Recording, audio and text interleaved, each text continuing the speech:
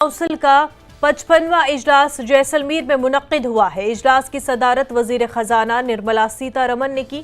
इजलास में मुख्तलिफ रियासतों के वज़राए आला और वज़राए खजाना ने शिरकत की और मीटिंग के दौरान अहम मौज़ूआत पर गुफ्तगू हुई।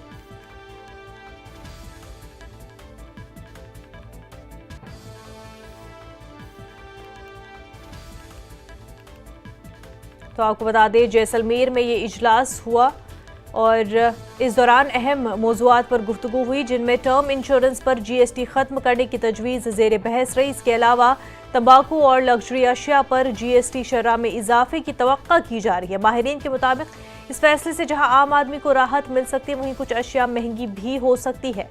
वज़ीर ख़जाना ने इजलास के बाद मीडिया को बताया कि अवामी मफाद में फैसले किए जा रहे हैं।